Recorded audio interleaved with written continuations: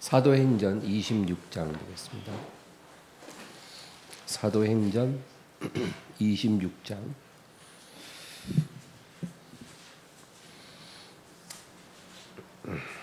9절부터 18절까지 9절부터 18절까지 합독합니다.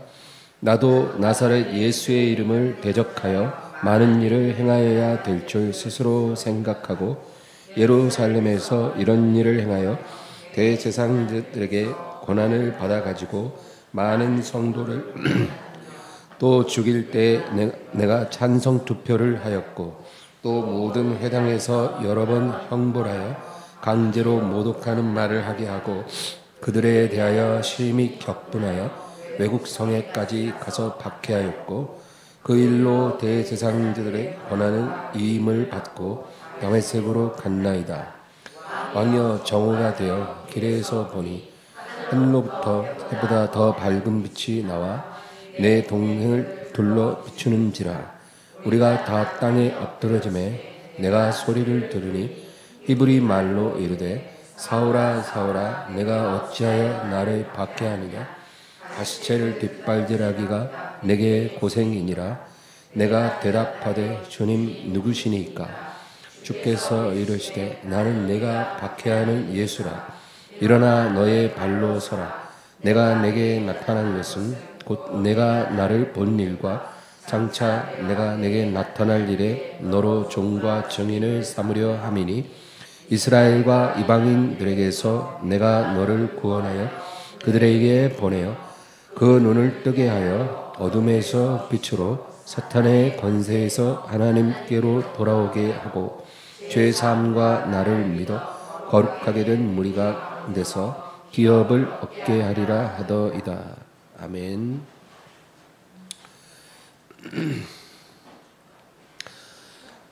오늘은 바울에 대해서 나눠보려고 합니다.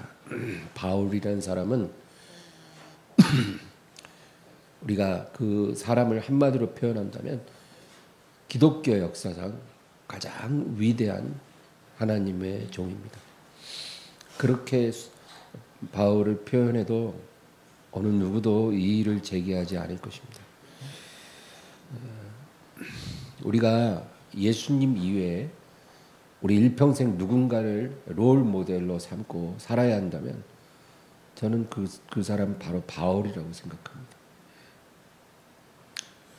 바울이야말로 예수님 다음으로 우리가 닮아가야 될 그 사람의 표본입니다. 또한 그는 신약 성경의 절반을 기록하기도 했죠.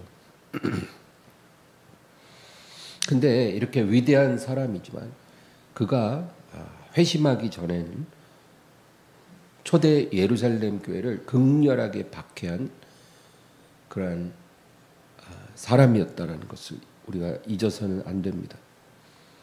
그 다른 사도들하고는 달라요. 그 바울은 그냥 불신자였다가 예수님을 만난 사람이 아니라 초대교회 극렬한 박해자였다가 하루아침에 변화를 받은 사람입니다. 어떻게 한 사람이 이렇게 하루아침에 180도 달라질 수 있을까? 여러분, 근데 그것은 우리 눈에 그렇게 보일 뿐이지 사실은 보이지 않는 곳에서 이미 어떤 변화가 일어나고 있었습니다. 그것이 다메섹 도상에서 이제 결정적으로 이제 폭발한 거죠. 하나님은 어떤 변화를 일으키실 때 그냥 어느 날 갑자기 모든 일을 이루시는 게 아닙니다. 이미 그 전에 보이지 않는 곳에서 하나님이 다 일을 하고 계십니다. 제가 요즘에 이제 간증거리가 하나 생겼는데 그게 뭐냐면 이제 제가 이제 요 앞에 아파트에 살잖아요. 제가 5층에 살고 있는데 6층에 사는 이제 부부가 있어요. 근데 이제 좀 유난한 사람들이 하루 종일 쿵쾅쿵쾅쿵쾅해요. 새벽 2시에도 막 쿵쾅쿵쾅 막 웃고 막 떠들고 뭐. 그래서 제가 이제 아예 막 귀를 막고 살았어요 처음에. 너무 괴로워서.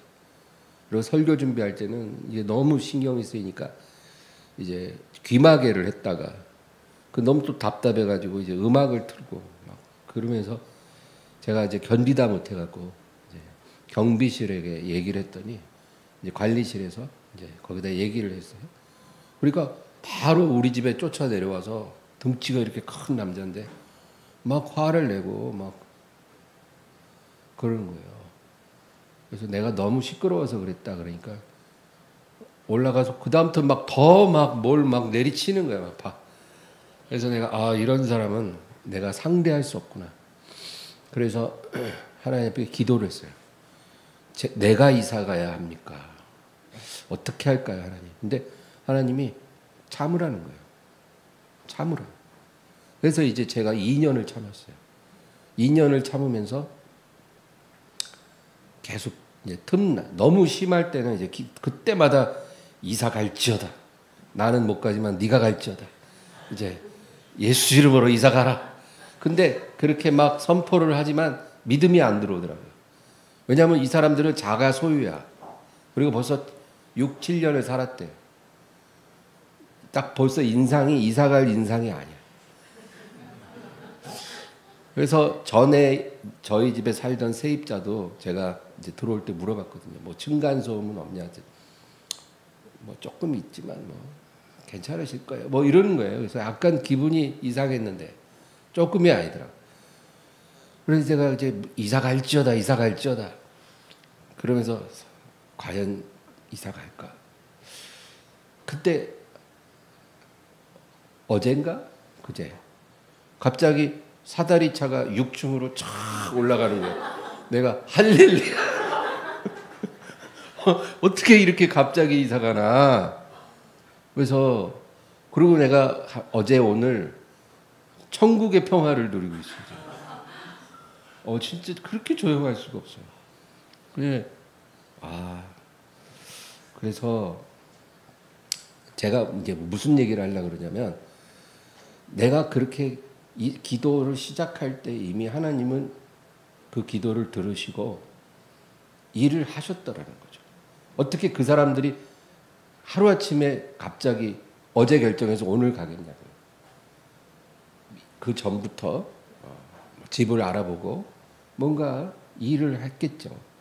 근데 저는 그걸 몰랐지만 그리고 이제 하나님의 시간에 저에게 이런 응답을 주신 거죠. 그래서 여러분 어떤 일이 일어날 때는 그것이 우리 눈에는 단지 갑자기 일어난 것처럼 보여도 사실은 물밑에서 변화가 일어났다는 거죠. 화산이 막 폭발할 때 갑자기 폭발하는 게 아니라 이미 오래전부터 이제 용암이 끓기 시작합니다. 땅 밑에서. 그래서 분화가 시작이 돼요. 그래서 연기가 이제 폴폴 나오기 시작합니다. 연기가 나오기 시작하면 이미 이제 조만간 폭발한다는 거죠. 그렇게 되는 것입니다. 어떤 사람의 인격이나 삶에 극적인 변화가 일어났다면 그것은 갑자기 일어난 것이 아니라 오래전부터 그 안에 어떤 그 내면에서 진통이 있었다는 거예요. 그러다가 그것이 어느 순간 이제 확 뒤집어지는 역사가 일어나는 겁니다. 여러분이 만약에 누군가에게 전도를 해요. 근데 전도하고 나서 바로 그 사람이 구원을 받았다면 그것은 갑자기 일어난 게 아니에요. 이미 그 사람에게 오래전부터 누군가 씨를 뿌린 거예요. 그 안에서 어떤 변화가 일어나다가 이제 하나님의 시간에 단지 여러분을 사용해서 그 사람을 구원해 주신 거죠. 이 사울이라는 청년은 하나님이 보실 때 쓰기 좋은 그릇입니다.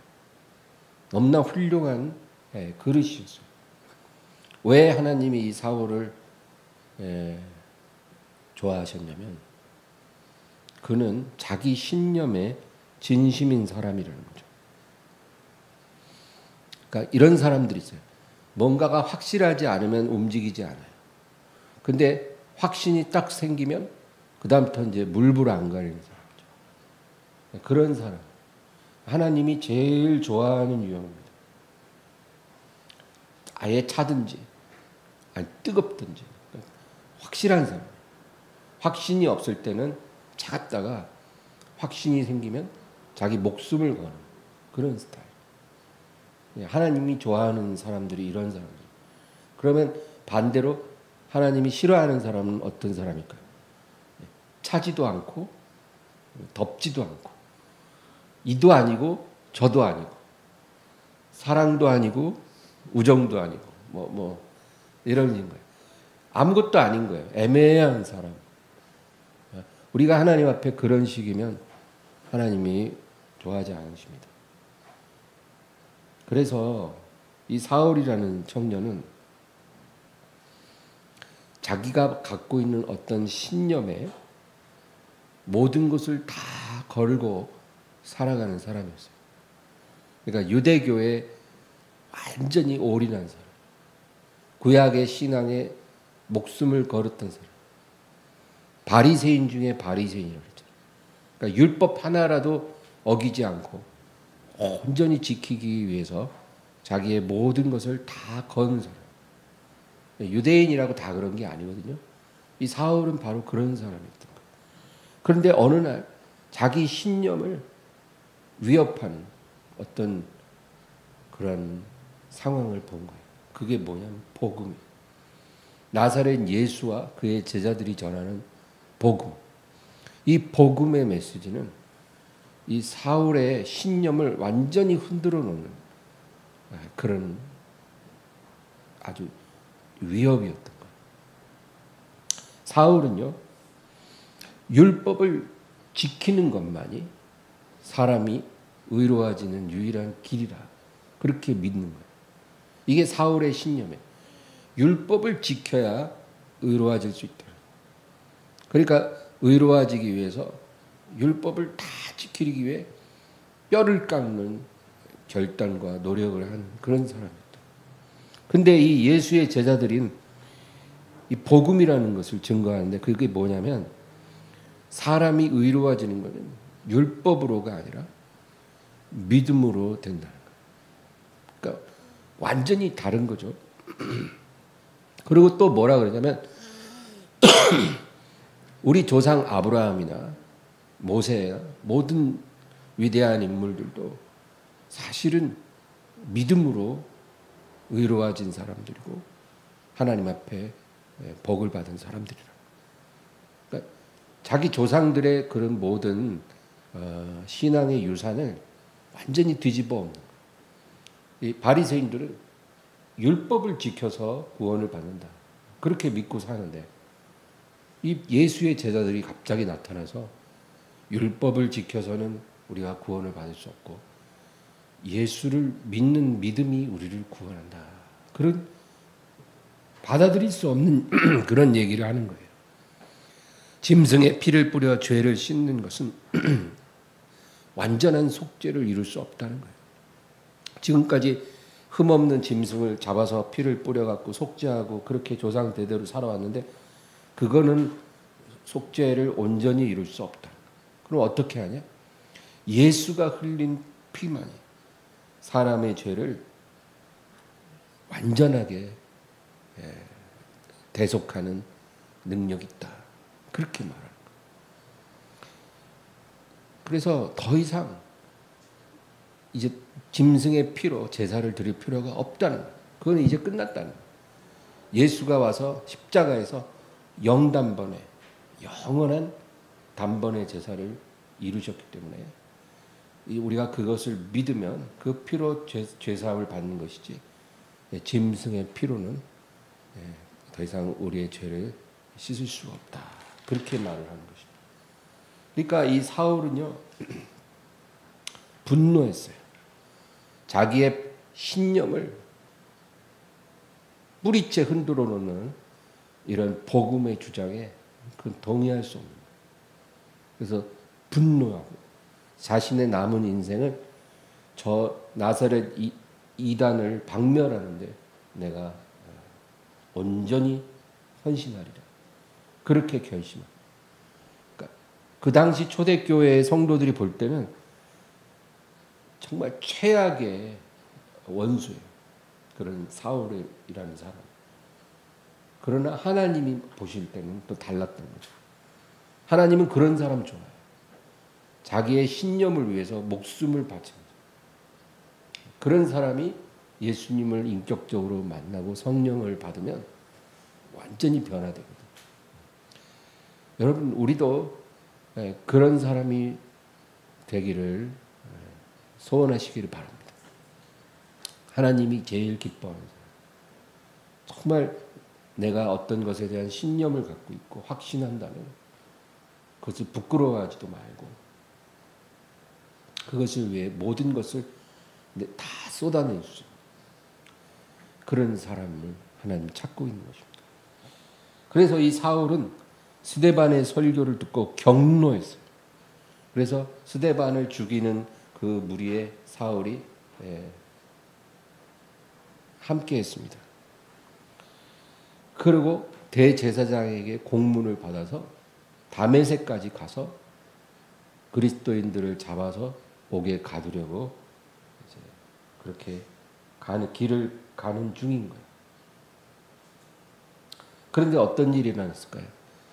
그 다메섹 가는 길에 갑자기 밝은 빛이 확 비추는데 눈이 멀어버렸어요. 너무나 밝은 빛이. 눈이 멀고 말에서 굴러 떨어집니다. 그리고 땅에 엎드러졌어요. 우리 오늘 본문 14절과 15절을 다시 한번 읽어보겠습니다. 우리가 다 땅에 엎드러짐에 내가 소리를 들으니 히브리 말로 이르되 사울아 사울아 내가 어찌하여 나를 박해하느냐 가시체를 뒷발질하기가 내게 고생이니라. 내가 대답하되 주님 누구시니까? 주께서 이르시되 나는 네가 박해하는 예수라. 여기서 주님이 사울에게 말씀을 하신 거예요. 우리 인생에 제가 지난번에 하나님의 음성을 듣는 법에 대해서 이제 나눴는데 때로는 특별한 목적을 위해서 하나님이 이렇게 직접 말씀하실 때가 있어요. 저도 그 음성을 들었습니다.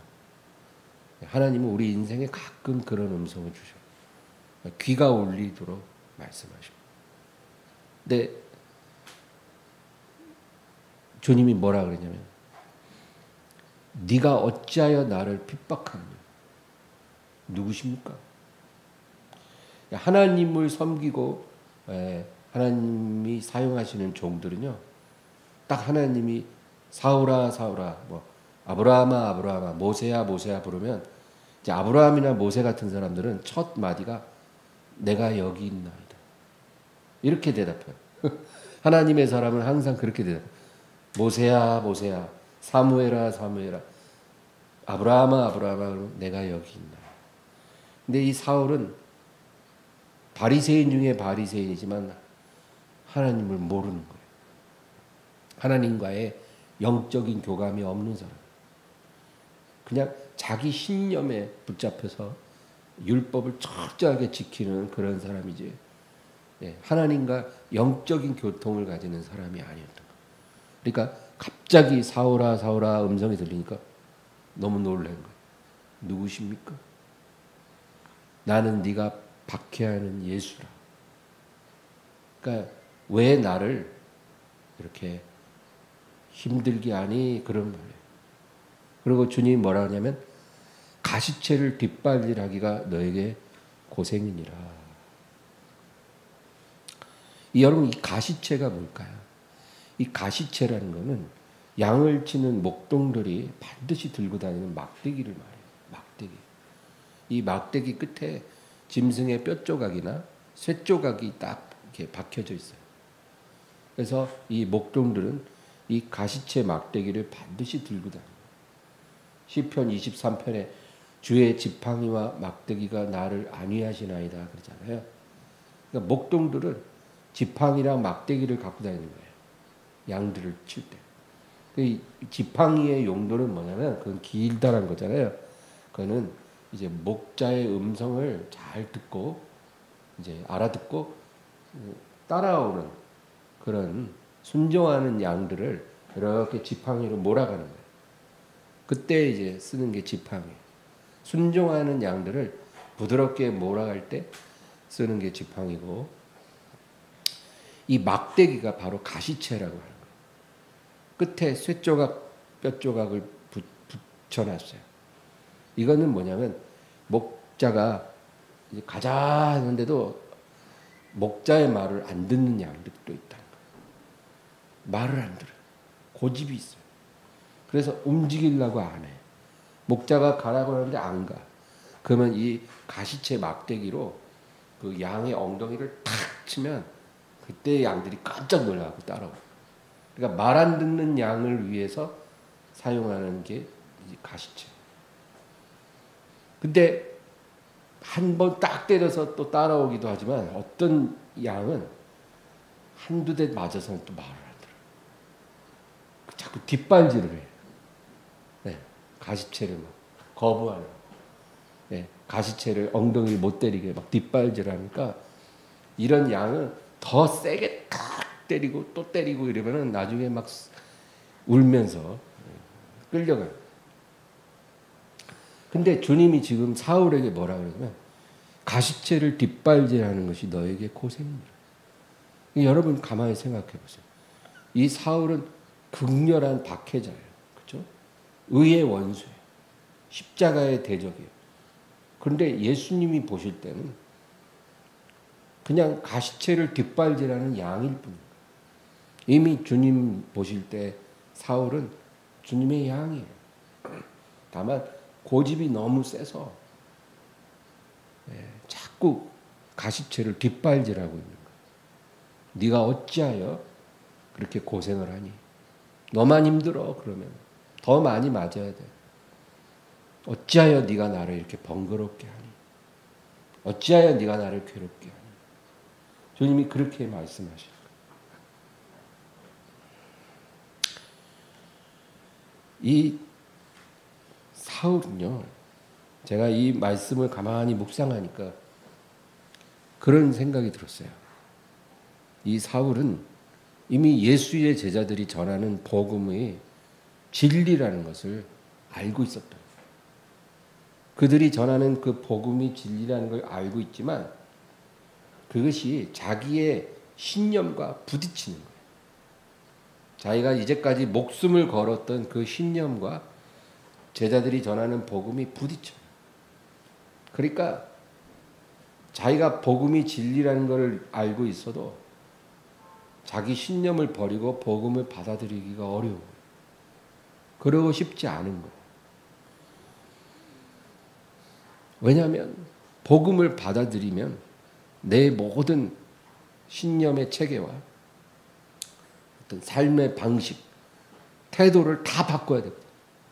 내가 복음을 인정하는 순간, 하나님의 말씀을 내가 받아들이는 순간 내 삶을 다 바꿔야 돼요.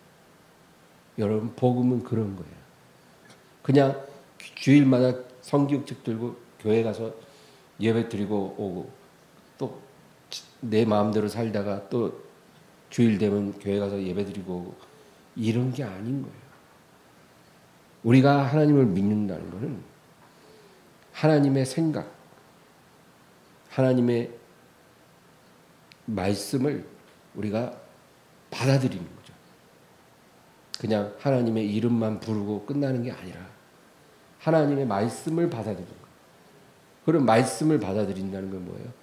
내 모든 태도와 생활 방식과 인생관, 물질관 모든 것을 다 바꾼다는 것을 의미하는 거예요.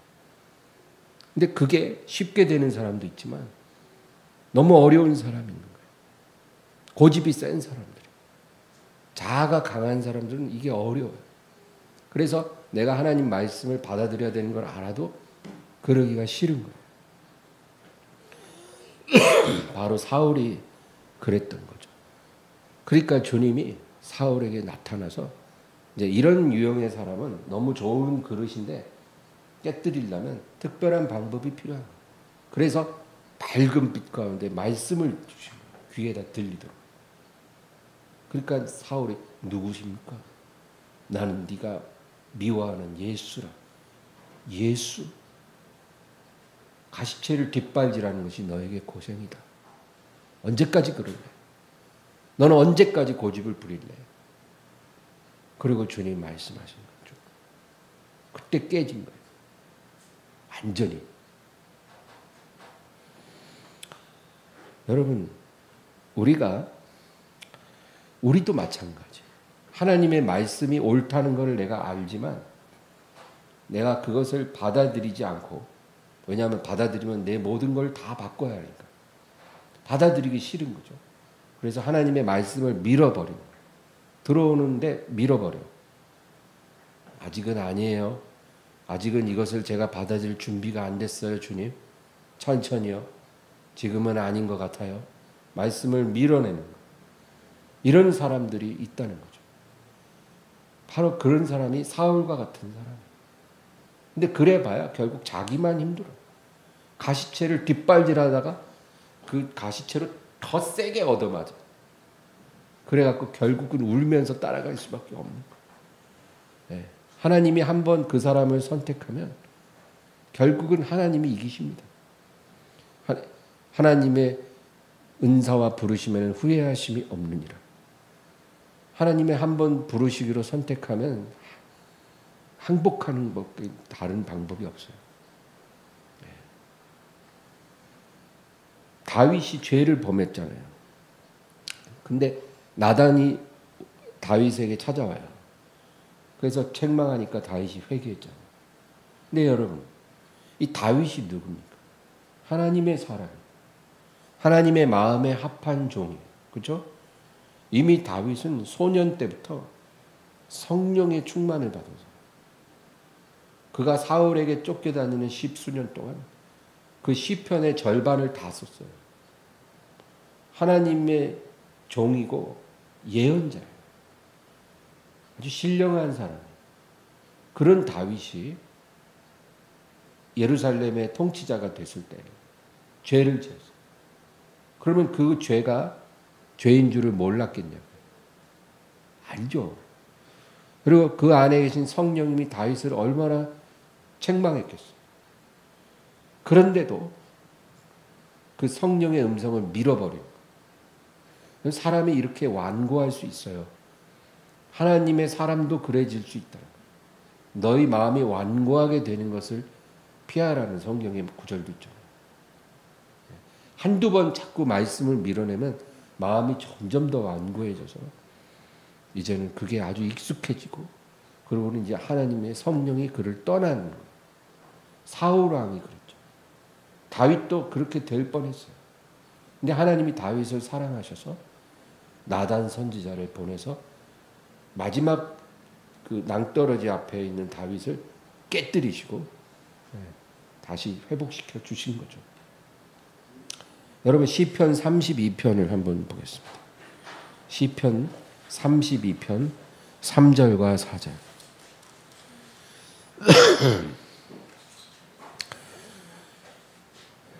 시편 32편 3절 4절 다 같이요. 내가 입을 열지 아니할 때 종일 신음함으로 내 뼈가 쇠하였도다. 주의 손이 주야로 나를 누르시오니 내 진액이 빠져서 여름 가뭄에 마름같이 되었나이다. 이게 바로 다윗의 그때 심정이에요. 내가 입을 열어 내 죄를 자백하지 않으니까 종일 신음함으로 내 뼈가 쇠해지고, 주님 손이 밤낮 나를 누르심으로 내 진액이 다 빠져서 여름 가뭄에 마른 땅같이 되었나이다. 여러분, 우리가 하나님의 말씀을 계속 밀어내면 우리 뼈가 쇠하고요, 우리가 영이 신음합니다. 그렇게 돼 있어요. 하나님이 택한 백성은요, 하나님의 말씀이 영의 양식이에요.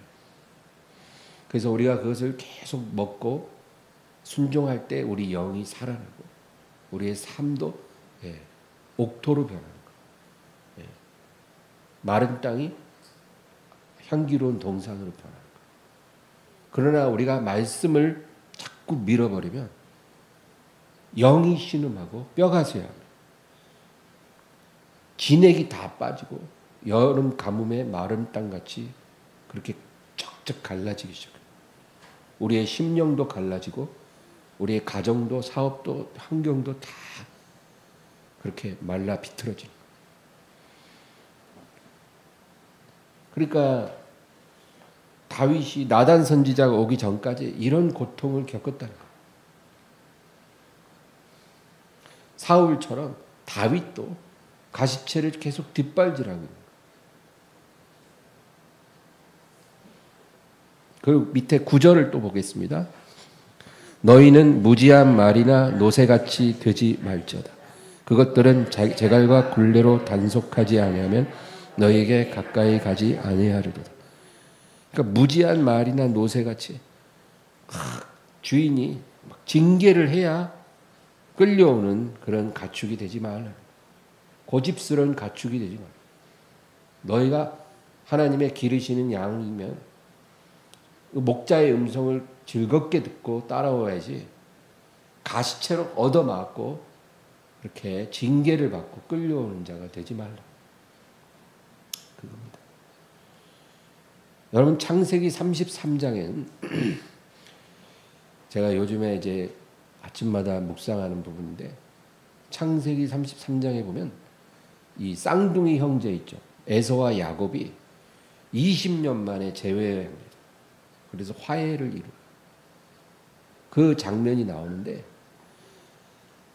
여러분 이 성경을 보면 하나님이 야곱이라는 사람을 20년이라는 그 기간 동안 어떻게 변화시켰는지를 아주 상세히 기록하고 있어요. 그건 뭐냐면 그 야곱의 삶이 바로 우리의 삶이다. 20년 동안 하나님이 이 야곱을 변화시킨 것처럼 저와 여러분도 그렇게 변화받고 있는 거예요. 근데 이 야곱이 어떤 일을 했습니까? 20년 전에 그는 간교한 속임수로 아버지와 형을 속였어요. 그리고 형이 받아야 될 축복을 자기가 가로챘어요. 아주 나쁜 놈이죠. 그러고도 자기가 뭘 잘못했는지도 잘 몰라요. 그가 형을 피해서 외삼촌 라반에게 도망갈 때는 그냥 자기 목숨을 보존하기 위해서 간 거지 뭐 잘못을 뉘우치는 마음은 없었던 거죠. 그런데 하나님이 야곱을 얼마나 사랑하시는지 그 밧단 아람으로 가는 길에 베델에서 노숙을 하고 돌베개를 베고 자는데 그 밤에 꿈속에서 야곱을 만나 주신 거예요. 그래서 야곱에게 내가 너를 축복하겠다고 약속을 주신 거예요. 그때 야곱은 처음으로 하나님을 인격적으로 만나요. 모태신앙이니까 하나님에 대해서 인격적으로 알지 못했는데 그 베델에서 노숙하고 잠을 잘 때 그가 하나님을 처음 만난 거예요. 여러분 우리가 하나님을 만나면 당장 다음 이제 좋은 일만 있을 것 같죠. 그렇지 않아요. 오히려 반대예요. 하나님 없이 살 때는 겪지 않았던 징계와 연단을 이제 받는 겁니다. 그래서 이 야곱이 베델에서 하나님을 만나고 나서 20년 동안을 많은 연단을 받습니다. 그리고 그 연단 중에도 도우시는 하나님의 은혜를 또 많이 체험했어요. 그러니까 그 20년 동안 조금씩 야곱이 신앙이 이제 성장한 거죠. 그런데 어느 날 하나님이 야곱에게 너의 아버지 집으로 돌아가라는 거예요. 그래서 이제 돌아옵니다. 근데 야곱에게는 한 가지 남은 숙제가 있어요. 그게 뭐냐면 자기 쌍둥이 형 에서와 화해하는 일이에요. 에서와 화해하지 않고는 아버지 집으로 돌아갈 수가 없는 거예요. 그 한 가지 남은 일이 야곱에게는 너무나 힘든 일이에요.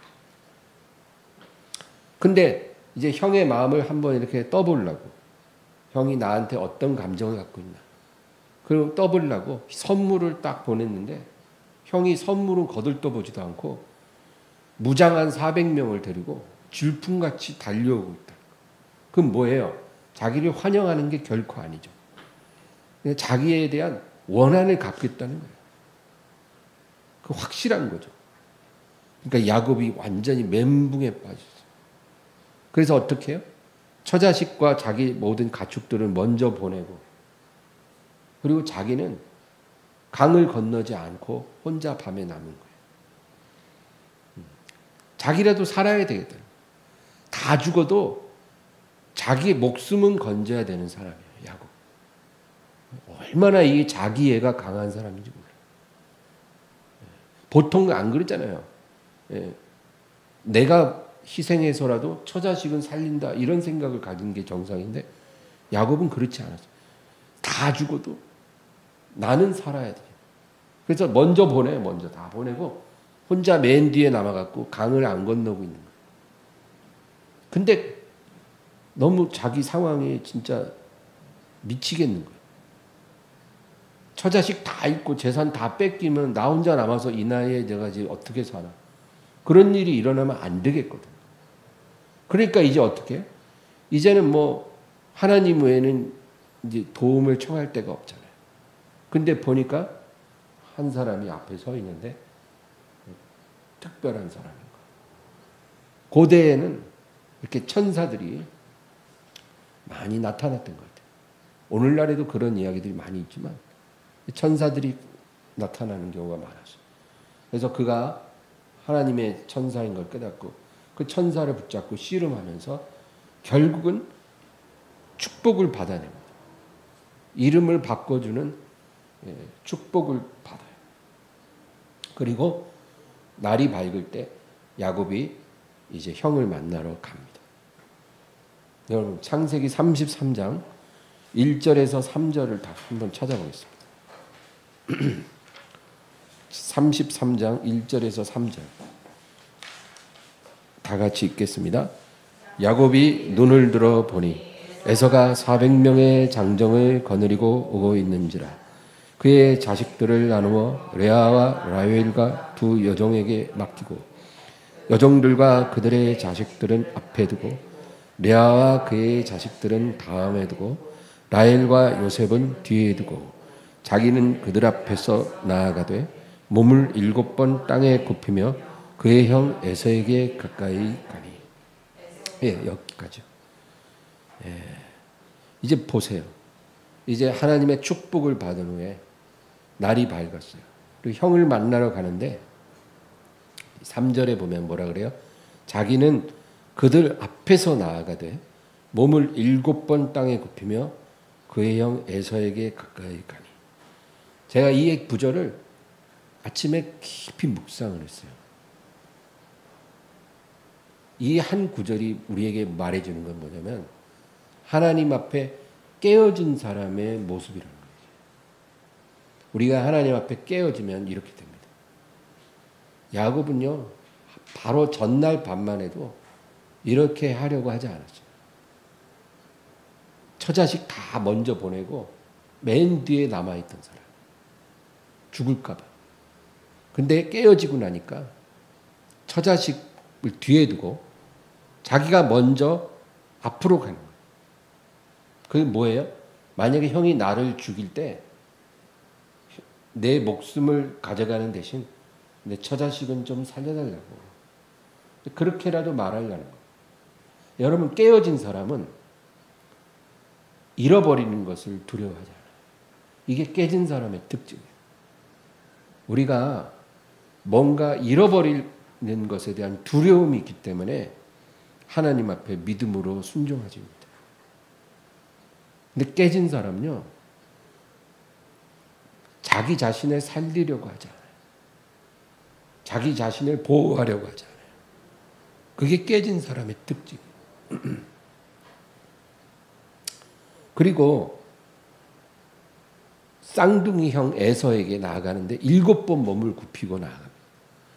여러분, 쌍둥이들은요, 같은 날 태어났기 때문에 비록 형 동생이 있어도 막 깍듯하게 형 대접하고 이러진 않아요. 그냥 친구예요, 친구. 같은 날 태어났는데 무슨, 그렇잖아요. 그러니까 에서와 야곱은 그냥 친구예요. 속여 먹고 기만하고 그러고도 뭐 아무렇지도 않은 그런 관계였거든. 근데 그 쌍둥이 형에게 나아갈 때 7번 절을 하면서 형에게 나아가는 거예요. 이 야곱은 20년 전에 형과 원한을 맺었는데 그 20년 전 일을 그냥 두리뭉실 어물쩍 넘어가려고 하지 않았어요. 이 문제는 반드시 내게 남아있는 해결할 숙제라는 거예요. 그러니까 자기 죄를 고백하고 사죄한다는 의미예요. 7번 몸을 굽히면서 형에게 나아가요. 쌍둥이에게. 나를 받아주소서. 나를 불쌍히 여기소서. 지난날의 나의 과오를 용서하소서. 그렇게 나오는, 이미 그렇게 7번 절을 하며 나오는 모습 속에 야곱이 형에게 뭘 말하고 싶은지가 다 들어있는 거예요. 그러니까 형 에서가 400명 데려가서 다 죽여버리려고 그랬는데 그 마음이 확 녹아진 거예요. 여러분, 이 3절이 우리에게 말해주는 것은 분명합니다. 하나님 앞에 깨뜨려진 사람은 자기를 살리려 하지 않고 또 자기를 높이려 하지 않아요. 이것이 깨진 사람의 모습이에요. 그리고 자기 운명을 전적으로 의탁합니다. 하나님께 그냥 살든지 죽든지 하나님께 이제 맡겼습니다. 그렇게 맡기고 나아가는 거예요. 그게 깨진 사람의 모습이에요. 그런데 그 사람을 하나님은 일으키신다는 거예요. 그게 하나님이 우리에게 말해주는 거예요. 너가 안 깨지니까 내가 너를 맡을 수가 없다. 가시체를 뒷발질하니까 내가 너를 돌볼 수가 없다.